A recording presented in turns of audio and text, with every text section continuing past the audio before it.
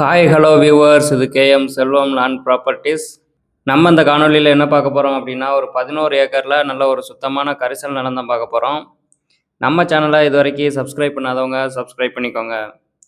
இந்த ப்ராப்பர்ட்டி எங்கே அமைஞ்சிருக்குன்னு பார்த்தீங்கன்னா, தூத்துக்குடி மாவட்டம் ஓட்டப்பிடாரம் தாலுகாவுக்கு உட்பட்ட இடம். வாஞ்சிமணியாச்சி ரயில்வே ஸ்டேஷன்லேருந்து ஒரு 4 கிலோமீட்டர் டிஸ்டன்ஸில் அமைஞ்சிருக்கு. வாஞ்சிமணியாச்சிலேருந்து கோயில்பட்டி போகிற தார் ரோடு மெயின் ரோட்டிலேருந்து ஒரு 200 மீட்டர் டிஸ்டன்ஸில் உள்ளே அமைஞ்சிருக்கு. மொத்தமாக 11 ஏக்கரு நல்ல ஒரு சுத்தமான கரிசல் நிலம். ஒரு சைடு ஃபுல்லாமே ரோடு முகப்பு வந்துடுது. 600 அடி ரோடு முகப்பு வருது. மொத்தமாக 11 ஏக்கரு. ஒரு ஏக்கரு 6 லட்சம் சொல்கிறாங்க. நல்ல ஒரு சுத்தமான கரிசல் நிலம். இந்த இடத்துல ஏற்கனவே ஒரு போர் போட்டிருக்காங்க. அந்த போர் இருக்குது, தரமட்டமாக இருக்குது. நம்ம ஃப்யூச்சரில் ஒரு சொட்டு நீர் போடணுன்னா கூட நம்ம அதை பயன்படுத்திக்கலாம்.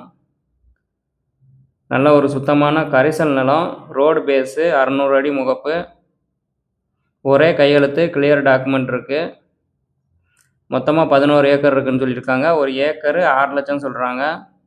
இது ஃபைனல் கிடையாது, பேச்சுவார்த்தைக்கு உட்பட்டது தான். வாஞ்சிமணியாச்சி ரயில்வே ஸ்டேஷன் கிட்டேயே இருக்குது.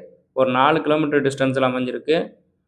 வாஞ்சிமணியாச்சி டு கோயில்பட்டி போகிற தார் ரோடு மெயின் ரோட்டிலேருந்து ஒரு 200 மீட்டர் டிஸ்டன்ஸில் அமைஞ்சிருக்கு. ஒரு கிராமத்துக்கு போகிற வழியில் ஒரு 200 மீட்டர் டிஸ்டன்ஸில் அமைஞ்சிருக்கு. நல்ல ஒரு சுத்தமான கரிசல் நிலம். நம்ம ஃப்யூச்சரில் சொட்டு நீர் கூட போட்டு யூஸ் பண்ணிக்கலாம். ஒரு தரமட்டத்துக்கு ஒரு போர் இருக்குது. ஆல்ரெடி ஒரு போர் போட்டு வச்சுருக்காங்க. ஒரு 20 அடியில் அதில் தண்ணி கிடக்கு. நல்ல ஒரு தண்ணீர் வளம் உள்ள இடம். நல்ல ஒரு சுத்தமான கரிசல் பூமி விற்பனைக்கு வந்திருக்கு. மொத்தம் 11 ஏக்கரு. ஒரு ஏக்கர் 6 லட்சம் சொல்கிறாங்க. இது ஃபைனல் கிடையாது, பேச்சுவார்த்தைக்கு உட்பட்டது தான்.